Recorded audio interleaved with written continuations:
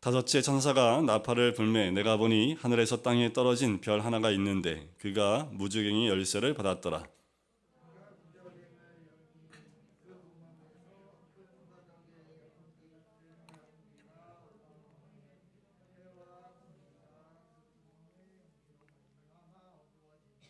네, 우리 네, 열심히 잘 보셔서 감사합니다. 3절입니다. 또 황충이 연기 가운데로부터 땅 위에 나오매 그들이 땅에 있는 전갈의 권세와 같은 권세를 받았더라.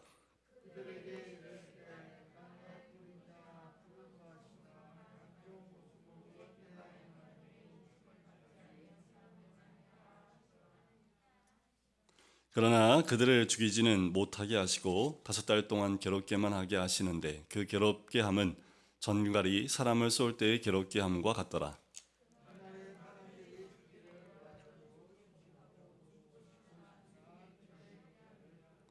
황충들의 모양은 전쟁을 위하여 준비한 말들 같고 그 머리에 금 같은 관 비슷한 것을 썼으며 그 얼굴은 사람의 얼굴 같고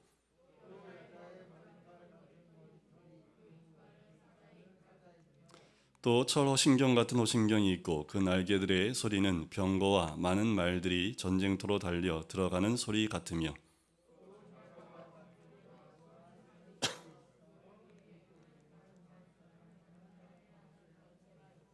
같이 읽겠습니다. 그들에게 왕이 있으니 무저갱의 사자라. 히브리어로는 그 이름이 아바돈이요 헬레어로는 그 이름이 아볼루온이더라. 아멘. 우리가 요한계시로 함께 나누면서 7 나팔 재앙을 함께 나눕니다. 이제까지 첫째 나팔부터 넷째 나팔까지의 재앙을 함께 나눴지요.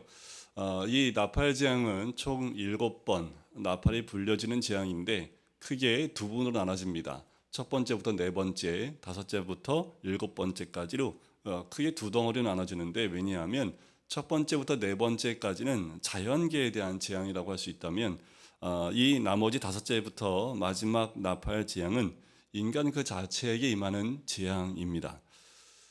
유명한 목사님 한 분 계세요. 로이드 존스 목사님이라는 분이 계십니다. 목사님들 가운데 목사라고 불릴 만한 굉장히 유명한 목사님이시지요. 그 목사님이 전기를 읽어보면 이런 내용이 있어요. 그가 장래가 보장되는 의사의 길, 그러니까 의사였습니다. 정식 이 신학 공부를 하지 않았음에도 불구하고 의사하면서 복음을 전하고 목사의 길을 가신 분인데 이분이 의사의 길을 버리고 시골교회 전도사로 떠나게 됩니다. 그것은 일찍 지옥을 경험했기 때문이라는 것을 그 전기에서 알 수 있는데 어렸을 때 가게로 쓰던 집에서 불이 나요. 그래서 간신히 창문을 통해서 구출되어졌던 적이 있습니다. 또 한 번은 유행병이 돌았는데 그 병으로 인해서 형이 죽게 됩니다. 짧았지만 지옥의 고통을 맛보았다라는 거지요.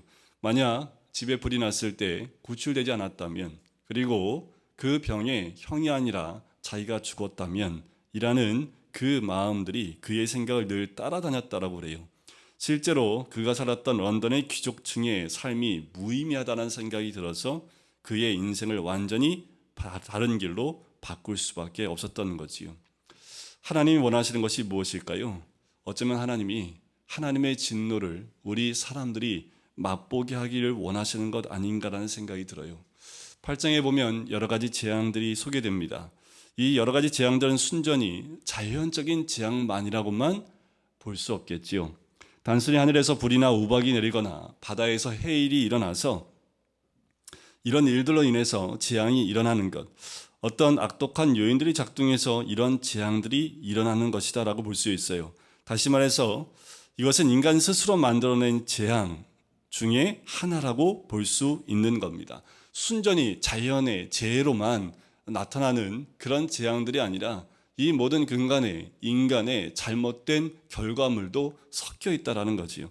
인간들의 욕심이 저질러 놓은 어떤 것들 때문에 생기는 부작용으로 오는 재앙들도 있다라는 겁니다. 이것이 네 번째 나팔이 불기까지의 재앙입니다. 그러나 그것이 재앙의 정부는 아니지요. 하나님께서는 이제 인간들로 하여금 무슨 고통을 느끼게 하시냐면 지옥의 고통을 좀 더 느끼게 하십니다. 그것이 무엇이냐 하면 사단이 활동할 수 있게 허용하신다라는 거예요. 사단으로 하여금 정신적인 고통과 사회적인 악을 통해서 인간을 괴롭히는 겁니다. 지옥은 반드시 죽어야만 경험할 수 있는 것만은 아니지요. 지옥은 이 땅 가운데서도 우리가 느낄 수 있는 고통입니다. 하나님께서는 그렇게 해서라도 인간의 자신이 거짓된 자신감을 버리고 겸손한 마음으로 하나님께 돌아오기를 원하시는 겁니다. 하나님의 힘으로 살기를 원하시는 거예요. 우리는 저마다 내 힘으로 내 잘난 모습으로 살아가지만 그 모든 것이 헛되다라는 것을 우리는 날마다 삶을 통해서 경험을 하지요. 그런 경험할 때마다 고통이 우리한테 오지요.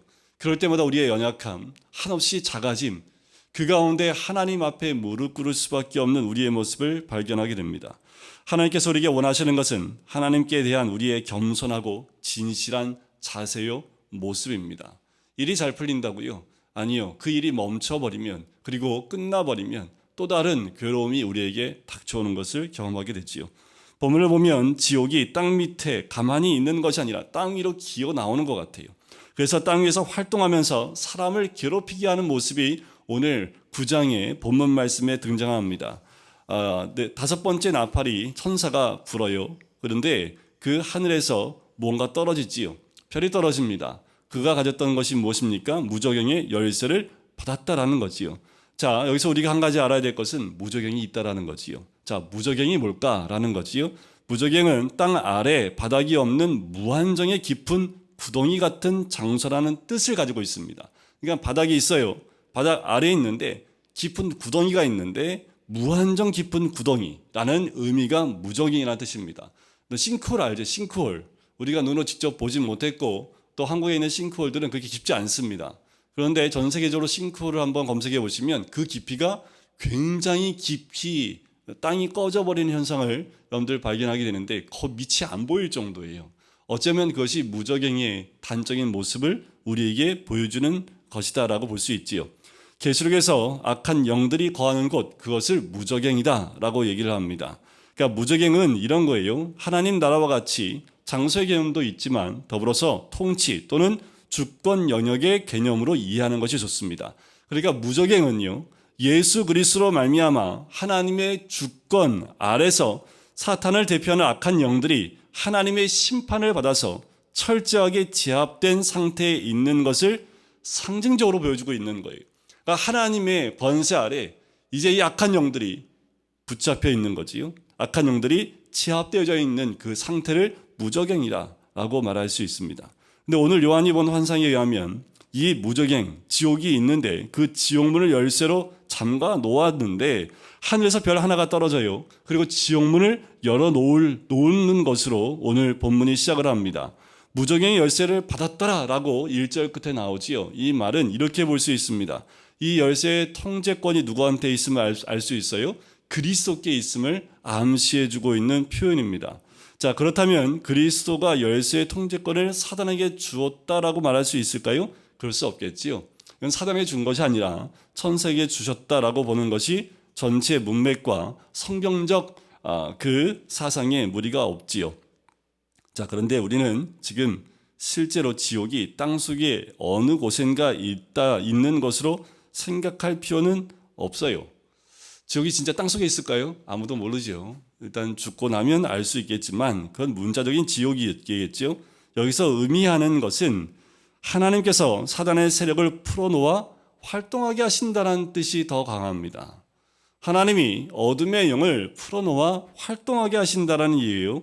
그 이유가 무엇일까?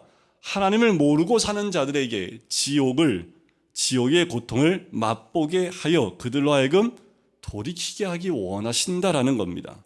자, 그러면 오늘 본문에 나오는 이 무저갱, 지옥의 활동 세 가지를 우리가 체크해 볼 필요가 있습니다.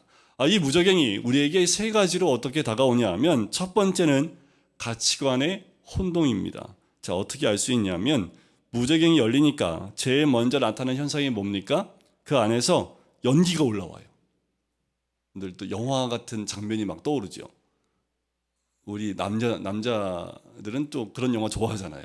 요새 여자 아이들도 무서운 영화를 너무 잘 봐가지고 무서운 영화 보면은 꼭 어둠의 영, 막 그 귀신들 나올 때 보면은 뭐하고 함께 나와요? 연기하고 막 나오는데 연기가 막 나오면 대낮 또 어떻게 돼요? 깜깜해져요. 많이 봤네. 깜깜해져요.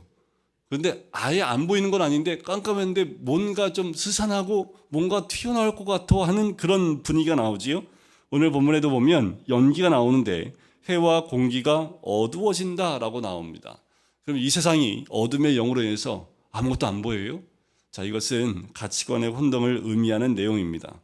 사단의 중요한 활동은 사람들로 하여금 깨달지 못하게 하는 어둠 가운데 있게 한다라는 겁니다. 말씀을 보지도 못하게 하고 보아도 깨달지 못하게 하는 거지요. 무엇이 옳고 그른지를 분별하지 못하게 한다라는 거예요. 어둠의 영이 활동하는 곳일수록 무엇이 옳고 그름을 분별할 수 있는 분별력이 다 상실됩니다. 선택하는 것들이 다 그른 것만, 안 좋은 것만 선택할 수밖에 없게끔 그렇게 사람을 만들어 버린다라는 거지요. 결국 어두워진다라는 것은 영적인 무감각 상태를 의미합니다. 그런데 영적으로 무감각하다는 건 무엇을 의미합니까? 죄에 대해서 무감각하다라는 것을 의미하는 거예요. 그만큼 이 무적행에서 올라오는 그 안개는 우리로 하여금 세상을 똑바로 분별하지 못하게 만든다라는 겁니다. 혼미하게 만들어요. 죄가 죄임을 말하지 못하게 만든다라는 거예요. 이번 5월 달에 민주당하고 정의당에서 차별금지법을 공식적으로 지금 추진해서 통과시키려고 움직임이 굉장히 강합니다. 그래서 교계에서 계속해서 저한테 하루에 한 번씩 문자가 와요. 지금 깨어 기도해달라고 문자하고 또 반대 서명해달라고 문자 오고 함께 해달라고 계속해서 연락이 옵니다. 그만큼 지금 5월달 안으로 이런 차별금지법이라는 것을 통해서 우리로 하여금 더 이상 동성애가 죄임을 이제 말하지 못하도록 가는 방향으로 평등법을 통과시키려 한다라는 거지요. 이런 것들이 우리 주변에 있음에도 불구하고 세상 사람들은 이것이 왜 문제인지 알지 못해요. 또 그것을 알지 못하도록 그 당에서 그 법안을 굉장히 인간적이고 굉장히 옳은 법이라는 것으로 홍보를 하지요. 그것만 보면 마치 그것이 진짜 옳은 법인 양 우리한테 들려요. 하지만 올바른 가치관과 성경적인 가치관을 가지고 있는 우리들에겐 그것은 옳지 않은 법입니다. 하나님이 기뻐하지 않는 법이라는 거지요. 또 한 가지는 그것은 나하고 상관없어 하고 무감각해 지내도 안 된다라는 거예요. 우리 애들 다 컸기 때문에 이제 우리 애들은 거기에 접촉이 안 되기 때문에 괜찮아. 아니요. 그 자녀들의 자녀가 태어날 때는 이제는 성이 2개가 아니라 3개, 4개, 5개, 6개로 바뀝니다. 우리 아이가 딸로 태어났는데 자기가 중학교 올라갈 때 난 이제 아들 할래 하고 아들로 바뀌는 거예요. 부모가 들으면 그래 너 이제 아들이야. 아우 난 이제 아들 필요했는데 딸이 아들로 바뀌는 건 너무 좋다. 이렇겠습니까? 가치관의 혼동이 오고 정체성의 혼동이 오게끔 이 세상은 그렇게 어두워져 가버린다라는 거지요. 두 번째는 황충의 공격입니다. 지구로부터 나오는 황충이 있는데 이 곤충이 황충이에요. 황충은 메뚜기과입니다. 최근에도 작년인가요? 이 메뚜기 떼 공격이 한번 나온 적이 있지요. 그것이 이제 중국 땅까지 온다는 얘기도 있었고 그때 사진 나온 거 보니까 이 메뚜기인데 메뚜기 같지 않아요.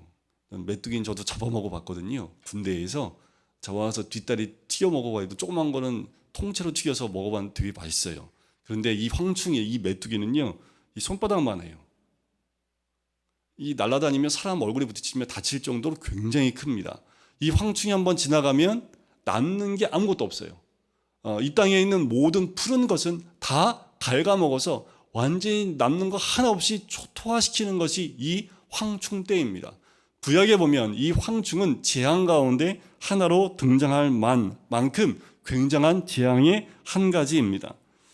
근데 재미있는 표현이 4절에 있어요. 4절에 보니까 뭐라고 표현이 나오냐 하면 그들에게 이르시되 땅의 풀이나 푸른 것이나 각종 수목은 해하지 말고. 이게 뭐예요? 황충이 지나면 뭐가 없어져요? 이 땅에 푸른 것이 하나도 남는 것이 없는데 수목은 해하지 말고 뭐만 해하라고요? 오직 이마에 하나님의 인침을 받지 아니한 사람들만 해하라라는 거지요. 사람을 공격하게 하는 황충이라는 거예요. 그게 무슨 뜻일까요? 이렇게 보면 어떨까요? 이 황충이 진짜 나타나가지고 여러분들 우리를 죽여요? 막 다치게 해요? 그런 의미보다 이 어둠의 영이 올라와서 우리 인간들을 공격함을 통해서 우리 내면에 있는 그 마음속에 있는 푸르름을 다 긁어먹어 없애버린다라는 거예요. 다시 말씀을 드리면 사람들 마음속에 인간다운 감정이나 따뜻한 마음이나 이런 모든 것들을 갉아먹어서 정말 연치 없고 수치심이 없는 그런 마음이 되게 한다라는 거예요. 근데 가만히 생각해 보세요. 옛날보다 지금이 더 사람들의 마음이 강팍해지는 것을 느낄 수밖에 없습니다. 옆에 있는 사람의 고통이나 아픔에 관심이 없습니다. 한 가정에 어머니의 아픔에 관심이 없어요. 아버지의 어려움에 관심이 없어요. 자녀들이 부모와 분리되어지고 자녀와 부모의 관계가 소홀해지는 현상들이 계속 나타나는 것을 보게 됩니다. 인간의 가장 무서운 재앙 중에 하나가 무엇입니까? 감정이 메말라 버리는 거예요. 눈물이 메말라 버리는 겁니다. 다른 사람에 대해서 이기적이고 동정심 없는 태도로 대하는 거예요. 마음에 감정이 없는 거지요. 사랑의 감정이 없습니다. 뭐만 남아요 그러면?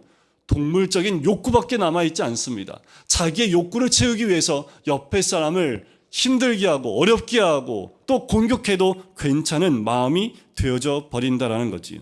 무서운 재앙은 하나님의 인을 맞지 아니한 사람들만 해야라고 하십니다. 이 말씀을 통해서 알 수 있는 것이 무엇입니까? 하나님의 백성의 가장 큰 축복은 뭐예요? 주님 안에 있을 때 이 마음이 있다라는 거예요. 하나님의 사랑을 받은 자는 그 사랑으로 충만해진다라는 거지요.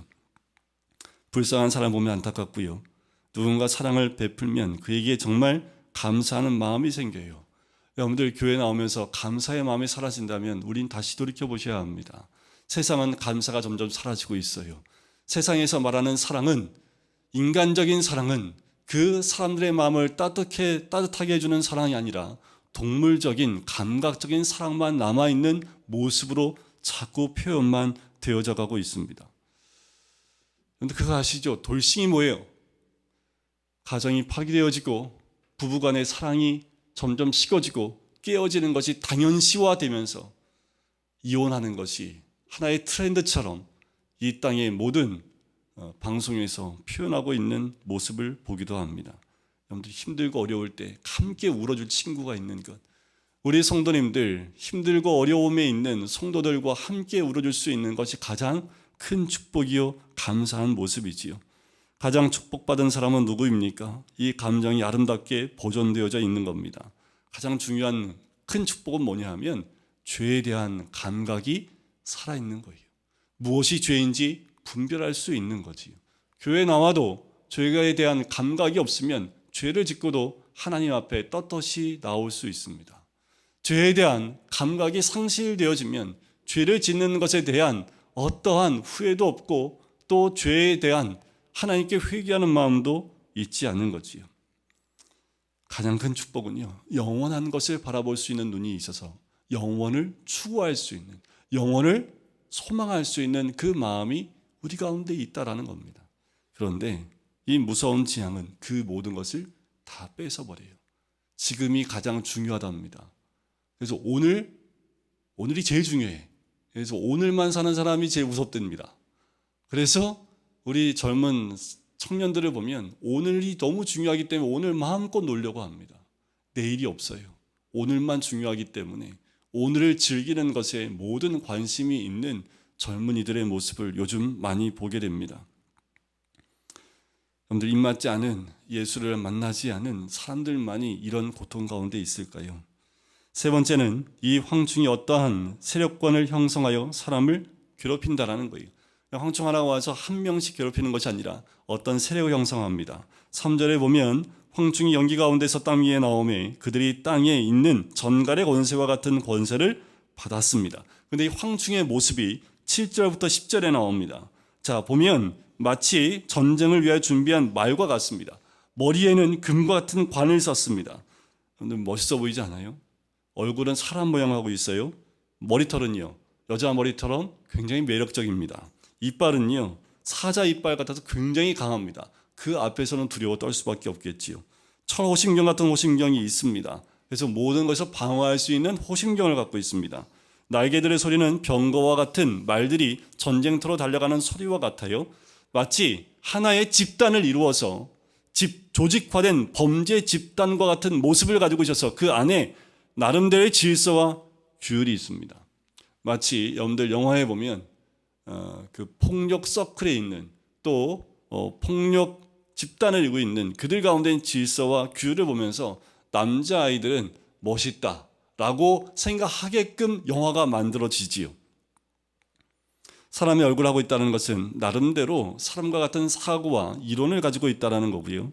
여자와 같은 머리털을 갖고 있었다는 것은 매력적이고 선전 효과가 있습니다. 보면 너무 매력적이야. 사람들의 마음을 혹하게 만든다는 거지요. 사자의 이 같다라고 하는 것은 한번 물면 절대로 웃지 않는 그런 강인함과 집착력을 의미합니다. 호심경은요, 방어 능력이 있다라는 거예요. 이것은 정보망일 수도 있고 권력과의 밀착일 수도 있습니다. 어쨌든 자신을 지키고 방어를 한다라는 거지요. 수많은 병거가 움직이는 것 같은 전쟁으로 달리는 소리 같다는 이것은 세상에 아주 큰 영향력을 준다라는 뜻입니다. 이 세상에 이와 같은 집단을 이루고 있는 사람들이 너무도 많습니다. 목적이 다른 데 있어요. 하나님께 있지 않은 모든 그 집단들은 자신들의 유익을 위해서 달려갑니다. 옆에 있는 모든 것을 초토화시키고 힘들게 하고 죽음에 이르도록 한다 할지라도 그들은 자기들의 유익을 이루기 위해서 그 안에서 조직적으로 감정은 다 상실한 채 사람을 죽이는 일들을 서슴지 않고 한다라는 거지요. 결정적인 중요한 것은 그 꼬리에 있습니다. 10절을 보세요. 또 전갈과 같은 꼬리와 쏘는 살이 있어 그 꼬리에는 5달 동안 사람을 해하는 번새가 있더라. 전갈의 꼬리 같은 꼬리가 있어 사람에게 큰 상처를 줄 수 있다라는 거지요. 조직화된 사단의 세력은 어느 것 하나를 지적해서 말할 필요가 없지요. 죄가 조직화된 것은 모두 다 이런 특징을 가지고 있습니다. 여러분들, 그래서 이 땅이 안개와 같이 그런 가치관의 혼돈 가운데 와도 우리가 말씀 가운데 분별하고 있으면 어떤 집단이 죄악된 집단인지를 분별할 수 있어야 합니다. 내 이익을 위해서 그 집단에 들어가는 것이 아니라 그것이 잘못됐음을 분별할 수 있어서 함께하지 않고 그들과 죄 가운데 함께 갈 수 없다라는 거지요. 역사를 봐도 로마 제국이 황충일 수도 있었겠지요. 언제는 카톨릭이 황충의 역할을 한 적도 있습니다. 이단 세력은 이루 말할 수도 없지요. 마피아와 같은 범죄 단체도 이루 말할 수 없습니다. 때로는 한 나라가 그와 같은 집단의 역할을 합니다. 히틀러. 지금은 또 세계사가 지나고 보면 어떻게 평가할지 모르겠지만 지금은 전쟁 가운데 우크라이나가 약자이기 때문에 러시아가 어쩌면 우리가 보기엔 이런 역할을 하고 있지 않나라고 볼 수 있겠지요. 또 우리 가까이 있는 김정은입니다. 저 북한에 굉장히 많은 백성들이 신음하고 고통 가운데 있음에도 불구하고 저들은 여전히 그 죄 가운데서 돌이키지 않고 더 큰 죄를 범하려고 하고 있는 모습을 봐요. 악의 화신이지요. 나름대로 완벽한 구조와 선전술을 가지고 있습니다. 사람들을 미혹해요. 그래서 이 땅 가운데 주체사상에 물들은 젊은이들이 굉장히 많습니다. 김정은을 사모하고, 저는 너무 놀란 거 뭐냐면 김정은이 우리나라에 온다고 했을 때 하여튼 대석 투표하는데 우리나라 대통령을 욕하면서 김정은은 찬양하더라고요. 이 나라가 좀 이상한 거 아니에요? 우리나라 대통령 욕하면서 김정은은 너무 멋있대요. 저는 이런 생각이 들더라고요. 그럼 북한에 가서 살지. 한 달만 살아보면 저런 말 못할 텐데. 참 그런 현혹된 모습에 너무도 우리는 쉽게 우리의 마음을 빼앗기는 것을 보게 됩니다. 황충에 쏘이지 않는 것이 정말 중요하겠지요. 아예 가까이 하지 말아야 합니다. 범죄 집단에 가까이 하는 것은 여러분들 우리에게 굉장히 큰 두려움이 되어야 합니다. 주님이 하신 말씀이 무엇입니까? 악을 멀리 하라는 거예요. 악의 세력을 가까이 하면 결국 그 전갈에 쏘이게 되는데 너무도 고통스럽다라는 거지. 하나님을 두려워하지 않는 자들은 아무리 아름다운 장점을 가지고 있고 이론이 그럴듯하여도 가까이 하면 안 돼요. 그 꼬리에 독이 있기 때문입니다. 근데 말에 독이 있다는 거 아시죠? 그래서 야고보서 3장 6절에 보면 혀는 곧 불이요 불의의 세계라. 혀는 우리 지체 중에 온 몸을 더럽히고 생의 바퀴를 불사른다. 또 지옥불이 여기서 나온다고 얘기를 합니다. 요 근래 얘기들을 이렇게 들어보면 거짓말을 진짜처럼 얘기해요. 한 달말 거짓말을 진짜처럼 얘기하면 그게 진짜가 되더라고요. 근데 분별치 못하면 거짓이 진짜가 되는 세상이 되어져 버립니다. 진리가 거짓이 되어져 버리는 세상이 지금의 세상이에요. 근데 문자 폭탄, 이제 말로만 공격하는 게 아니라요, 문자로 사람들을 공격하는데 거의 사람들의 인성을 다 파괴시켜버리는 그런 일방적인 공격들이 너무도 쉽게 이 땅 가운데 나타나고 있습니다. 따돌림 당하는 아이들은 과거에는 학교 안에서만 따돌림 당하는데 이제는 SNS 상에서도 따돌림을 당하고 거기서 수없이 많은 그 말들, 쏟아내지 못할 말들을 쏟아내서 거기에 충격받고 괴로움을 겪고 있는 많은 아이들이 있지요. 사람의 마음과 정서를 파괴시켜 버립니다. 그 순간 지옥을 경험하는 거지요. 당하는 아이들은 지옥을 경험합니다. 당하는 사람들은 지옥을 경험해요. 당하는 국민들은 지옥 가운데 살 수밖에 없다라는 거지요. 세상 자체를 지옥으로 만들어 버리는 거지요. 6절 한번 보세요. 그날의 사람들이 죽기를 구하여도 죽지 못하고 죽고 싶으나 죽음이 그들을 피하리라. 죽는 것도 자유롭지 않다는 뜻이지요. 오늘 우리가 가장 비참하게 생각되는 것은 인간성의 상실입니다. 사람이 사는 것 같지 않아요. 사람들이 서로 볼 때 인간으로 보지 않는다라는 거예요. 여러분들, 참으로 인간다운 게 뭘까요? 진정한 인간다움은 믿음 안에 있습니다. 그리스도 안에 있습니다. 세상 사람들은 기독교가 인간을 무시하고 하나님만 높인다고 인간성을 상실한 것이 기독교라고 말할지 모르지만, 여러분들, 이 땅의 진정한 인권은 기독교가 들어왔을 때 회복됐다는 거 아십니까? 이 땅에 기독교가 들어와서 노예제도나 또 많은 것들이 다 사라지면서, 특별히 여러분들 여성 인권이 우리나라에서 언제 진작이 된 줄 아세요? 기독교가 들어오고 나서부터입니다. 우리나라의 여성들은 얼굴을 내보일 수 없었고 갖은 핍박과 또 가정에서나 집에서나 괴로움이 참 많았지만, 그 가운데 선교사님들이 와서 그 여성들을 함께하면서 그들의 인권과 그들의 교육과 모든 것을 담당하면서 기독교가 얼마나 큰 역할을 했는지 모릅니다. 그런데 오히려 세상에서 거꾸로 기독교를 공격하는 그 세상이 되어져 버렸어요. 이 세상의 풍조가 모든 인간적인 가치를 다 갉아먹어 버리는 거지요. 참된 인간성 회복은 성령이 주셔야 치료됩니다. 세상에서 아무리 치료받으려고 해도 진정한 치료가 이루어지지 않지요. 상처 입은 심령들, 성령 안에서 온전한 치료가 이루어지지요. 앞으로 이 양극화 현상은 더 치열해질 것입니다. 성령으로 인간다운 사람은 더 인간답게 될지 모르지만, 마음이 황폐해진 사람은 더 황폐해질 수밖에 없는 겁니다. 감사하게도 하나님께서 황충이 활동하는 기간을 정해 놓으셨습니다. 5달 동안이에요. 인간성을 완전히 말살시키지 못하는 거지요. 사람 마음속에 그래도 약간의 기본적인 양심이나 감정은 남아 있다는 뜻이기도 합니다. 우리가 이 세상을 볼 때에 어둠의 영이 너무나도 비참하게 황폐화시킨 들판을 보는 심정이지요. 중요한 것은 우리들의 마음이 이런 식으로 황폐화되지 않도록 늘 성령 충만해야 될 필요가 여기 있습니다. 여러분들, 마음이 황폐해지지 마십시오. 마음이 황폐해지면 우울해집니다. 마음이 딱딱하게 굳으면 내 한 집에 사는 사람의 아픔과 괴로움도 돌이켜볼 여유가 없게 돼요. 그러면 가정이 무너집니다. 자녀들이 무너지면, 가정이 무너지고 가정이 무너지면 그러면 모든 것이 다 무너져 버리는 거지요. 성령이 충만한 가정, 사랑이 충만해집니다. 성령이 충만한 가정, 나눔이 있고 사랑이 있고 보살핌이 있는 가정이 되는 거지요. 그것은 물질에 많고 적음에 있지 않습니다. 결론의 말씀을 보면 11절에 나오지요. 그들에게 왕이 있는데 무정의 사자라. 히브리어로는 그 이름이 아바돈이요, 헬라어로는 그 이름이 아볼루온이더라.